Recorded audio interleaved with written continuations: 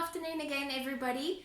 Today I'm going to be doing cupping and back massage, and all the pathologies of the spine were uploaded in my previous video, so you can refer to that with all the relevant complexes and any issues that we commonly find with the spine. And for today then, I'm just going to be showing you the techniques. So I've basically just applied the oil. For cupping, you'll find you maybe need a little bit more oil in the beginning while you're busy mastering the technique, and then as you get more comfortable with it, you will find that you require less oil in order to create a vacuum. So you just oil up everywhere. I always use my hands alternating with the cups, because the only downside of the cups is that you don't have that sensitivity that you do in your fingertips. So if you just keep reverting back to your fingers, you'll be able to find what progress you're making with softening the muscles, and then you can pick up the cups again and carry on. So I'm just feeling her back, feeling where there's any tension, checking out how her back is, how loose her joints are, and then I will pick up the cup. I always start with 2 cups, just so that the client, if they haven't had cupping before, can get accustomed to the feeling, because it is a very different sensation. And then as soon as I start doing more focused areas, I put the cup down and I only use 1. Right, so when I'm cupping the back, I tend to divide it into 2/3, and I leave the lower back as a separate massage area. The reason for this is that not all areas of the back are going to be as sensitive. The more fat tissue and the more water or water retention, the more sensitive it is going to be. So if I cup this upper back and middle back as one, you'll find that you can pretty much get away with a similar pressure, negative pressure. But if you were to take this medium to hard pressure from the upper back straight into the glutes and lower back, it is going to be very, very uncomfortable. So I do massage this as 2 separate areas. Please tell me if it gets too painful at any point. Right, and then you'll find every area that you change to has got a different kind of pain threshold or pressure threshold. So when you do move to a different area, just check with your clients once again, because if their problems are in their neck area, you may need to adjust it. If their problems are in their lower back area, you once again may need to adjust it. If you're going to incorporate the upper arm, which is relevant in a lot of conditions, especially if you're trying to work the entire deltoid from insertion to origin, this is going to be very, very, very sensitive, because the skin is thinner, it's more vascular under the arm, and you will need to use a very light pressure on this area until you've brought that circulation to the surface. Whereas over the top of the shoulder, you can use a much deeper pressure. So you don't want to drag a deep pressure from here onto this upper arm. It's going to be too painful. So just be aware of that very sensitive area. When it comes to the spine, because it is a negative pressure, it is actually safe and indicated to massage across the spine, but I would never do it with a deep pressure, because a client may not know that they have degenerative disc disease or that they do have protruding discs. So you would always use a very comfortable pressure when you are working across the spine. And then obviously through your client card, if the client has got any protruding discs or disc disease, you would totally stay away from moving across the spine. But we do have all those little multifidi and rotatory muscles in the spine, so it is very useful to cup across them, because otherwise they are not going to get massage. So I'm just working very slowly up and down. But if there isn't a reason to cup over the spine, then I wouldn't automatically do it in every massage. Right. Right, so as far as the technique goes, you're always going to squeeze the cup in the air, put it onto the skin. With flat hands, you're going to move the cup around and you are literally just guiding it. There is no pressure on the cup because every time you're squeezing, you're excluding air and you're going to lose your negative pressure.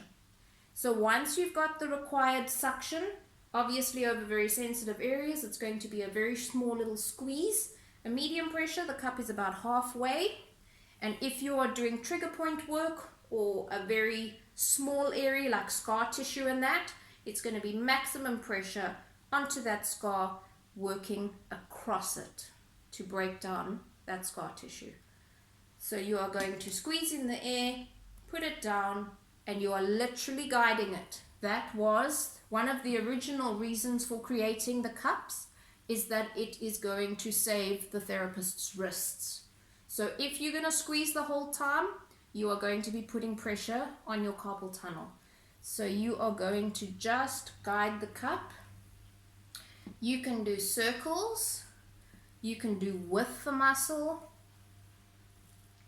Remember when you are doing with the muscle, like for example up the erector spinae here, you are increasing circulation. When you are doing across the muscle, either with circles or with muscle shaking, you are breaking down muscle spasm, and for the actual skin, you are promoting collagen and elastin production. So you literally want to cover all the muscles of the back in this case, with techniques going with the muscle and techniques going across the muscle. Muscle shaking, you need to make it quite a tight pressure, pretty much maximum. You're going to make your wrist very loose and you are rapidly going to move backwards and forwards over that muscle that's in spasm, almost to shock it into releasing its pressure. And then once I've done that, I feel again with my hands to see what progress I'm making. A technique that I found is very, very useful. Instead of doing the sports massage technique where you put the lower arm up onto the lower back, all we're going to do is we're going to move the hands under the shoulder, push down on the elbow to elevate the scapula, and then instead of sticking your fingers in there and potentially leaving nail marks and just making it very uncomfortable for the client, especially if their joints aren't loose, you're just going to put the cup, hard pressure, over that ridge, and you are literally going to work across top of scapula, levator scapula, down through all the muscles and across. And that is just going to help to pull on all those trigger points, bringing in the circulation, bringing in the oxygen, and releasing the spasm. Right, so the neck I usually do separately because I tend to need a different pressure for the neck. So I'm just going to stick it on and then take it over top of the shoulders. There's often a trigger point in there, as you may or may not know. So I can stick it over that trigger point, take it back up, bring it down across the other side and over that shoulder blade, over the top of the shoulder, and continue to work like that. And remember, most of the time when people are stressed or a muscle is under pressure, it tends to contract. So whenever you're massaging, you're thinking, I'm lengthening it. You are working in the opposite direction to what the person has tensed that muscle. So that is why we really stretch out the shoulders. Stretch out.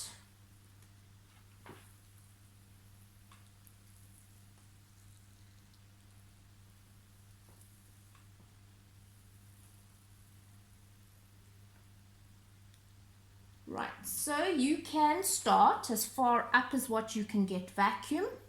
Usually I start on a comfortable broad area where it will stick, and then I move, slowly moving closer and closer to where it's a narrower area. You can purchase our neck cup or cup that we use for children. if you haven't had a lot of practice with the cups, but I tend to just use the body cup over all of the areas of the body. They wear in very nicely, they don't wear out very easily, so I tend to stick to my 2 cups. Right, so when we're talking chest infections, anything where the person's been coughing a lot, instead of digging your fingers in and going into those intercostal muscles, you can just put on the cup and you can work those intercostals. Remember, it's vacuuming up, it's pulling up, so it is moving those tight muscles away from anywhere that's being compressed. So definitely by far one of the best techniques for pinched nerves.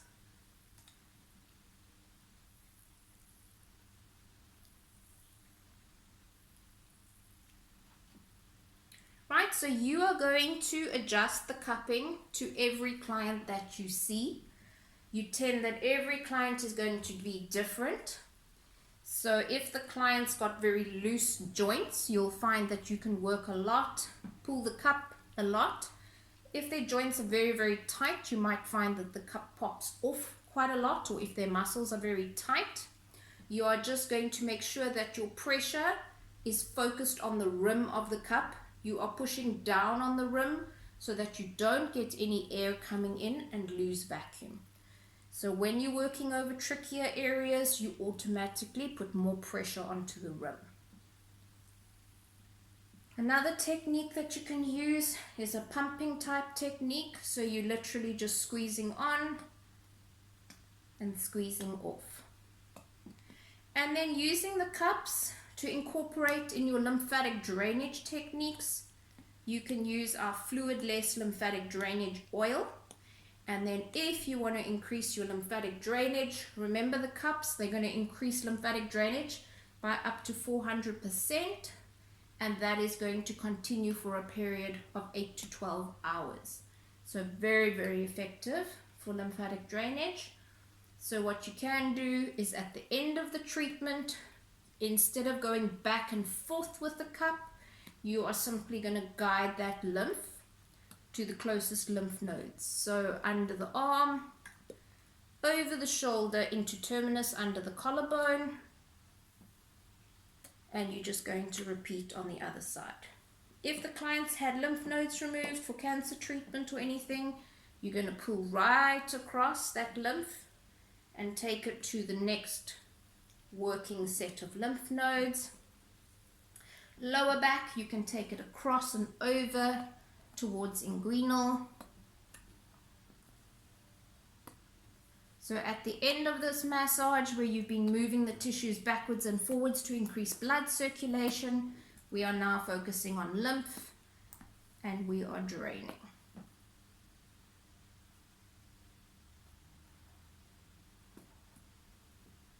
Right, any kind of scarring, remember if the scar is running across like this, firm cup, put it onto the scar, and you're working firmly backwards and forwards until you get nice blood flow to that area. It's going to go very, very red. And then you can add on our stretch mark oil or our elastoderma oil as a medium for doing the cupping, specifically on stretch marks, scars, keloids, anything like that. Right, so upper arm, obviously the cupping is very beneficial if we're talking about tightening and toning the skin, and then also working on lymphatic drainage in this area, but it is very sensitive. What you can do is put a rolled up towel in there just to take that flexion into the muscle so that you've got more bulk of muscle and skin, and then you're going to cup in this area. But it is extremely sensitive. You got to be careful with cupping, because what it feels like to do it as the therapist is very different to what it feels like as the client lying there. And as soon as there is more scar tissue, more fat, more water, fluid retention, the more painful it gets. So you'll find you can work harder on men, and you can work harder on people with a very low body fat percentage. So this would be appropriate if you are selling something for tightening and toning and lymph drainage. And then I would recommend that the client either purchase Celu-3 or she purchase stretch mark oil, and then she can just use that every day when she's not coming to you for professional treatments.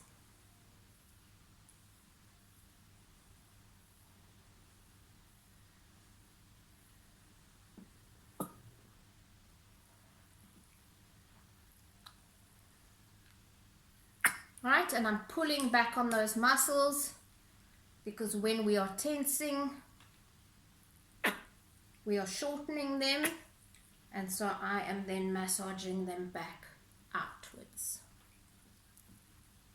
Right, so you will take the cup as far up the neck as what you can, and then the area that you cannot reach because the area becomes too small, the surface area, you revert back to using your fingers. And when the client is lying supine, you can then address those sides of the neck, sternocleidoid muscle. You can use that one with them lying supine, and then just stretch out that muscle. Remember, when it comes to cupping, we are only massaging with cups over dense muscle and fat. We are not taking it directly over very vascular areas like the neck, not across any major glands like the thyroid and that. You are sticking to muscle and to fat areas. So just be aware of that. We're not digging into lymph nodes. We're not taking it over areas of very thin skin.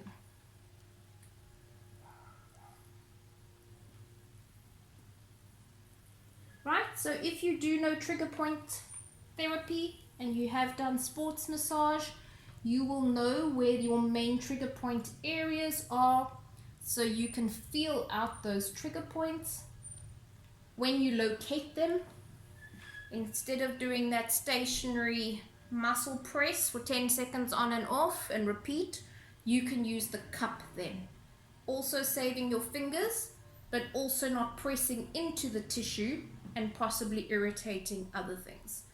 So find the area of trigger points, leave the cup stationary.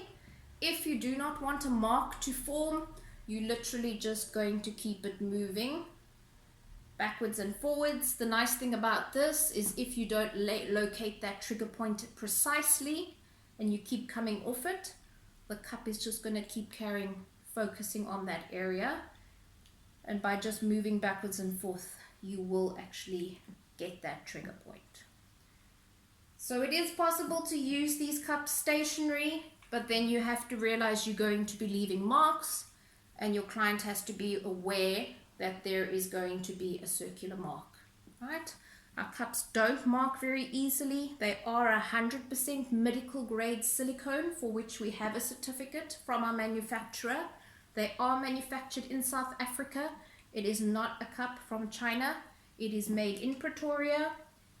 We look at a lifespan of around 7 years, although I usually give mine to sore people before they wear out. But yeah, I've never had to replace a cup. So they do last really, really long.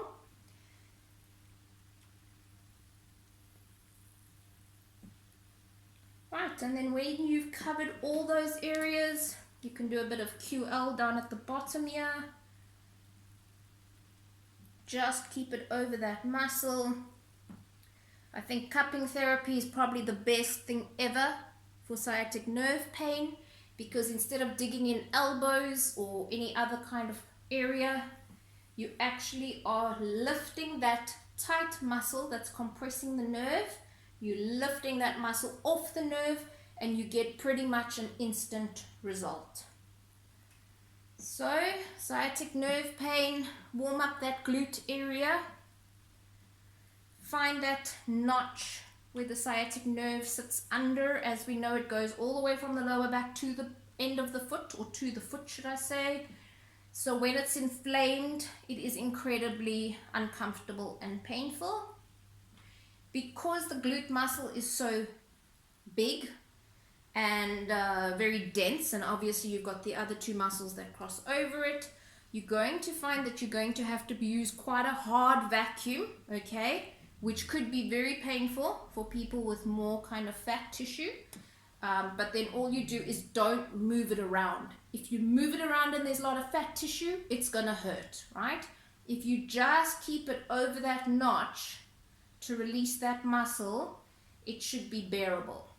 And then just rock backwards and forwards so that you're not leaving a big circle there. And another technique which we use in sports massage is to lift the lower leg. You can't see now, it's not in camera view, but it's basically when you do your piriformis test. So what you can do is just lift the lower leg so that it bends at the knee, and that will also just allow you to get more bulk into the glutes and into the hamstrings so that you can better massage for that sciatic nerve pain. Okay, so usually when I'm treating the back, I never treat the back in isolation. I end up including the arms or including the hamstrings, massaging down the side for ITB and all of that. But just because of the topic of this video where we're just looking at the back, I'm not going to go into that right now. And as you can see, I have literally been combining my hands and the cups throughout the massage. So basically the cups are going to do the same as an exfoliator. They're going to take off those very surface cells. They are going to have the effect like body brushing, where you're bringing in a lot of circulation, you're optimizing lymphatic drainage. And so cupping is actually the perfect way to do a treatment if you want to add a wrap and not then have to exfoliate the client. So I have cupped with some stress relief oil of ours, Better Day. And I'm now going to take a little bit of muscle ease wrap, warm it up in my hands, and this is literally just going to be sucked into the skin because we've created reverse osmosis now with the negative pressure of cupping. I don't think there is any massage that I do where I don't incorporate our body wraps, just because it is such an amazing treatment that is only available in professional. The client cannot take it home in a retail package. So it's something that really adds the extra edge to your treatments. It's also not homeopathic, it's herbal, and it's got your bases of butters. So it just works in a slightly different way to the complexes that they're taking home. And because it is herbs, it works very, very rapidly, and it's very, very detoxifying. The muscle one specifically is going to help drain acidity, and so it's quite a nice one to use once you've had to work pretty deep on the muscles, because it will prevent the client from having that really, really tender feeling the day of the treatment, afterwards, and then also the next morning. So you can see the wrap is absorbing. It's an amazing medium to massage with, slightly less slippery than oil, so you can get a better grip of the muscles, do more kinds of skin rolling techniques, and it is just the perfect end to a massage.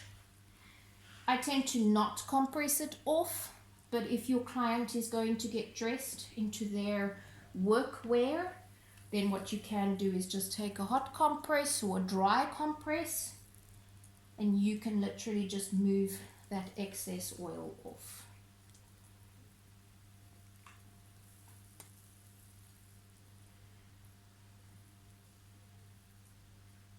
Right, so if there is an indication to cup all the way to the elbow, maybe they have golfer's elbow, tennis elbow, remember, it's always better to work, or it is the way to work above the joint.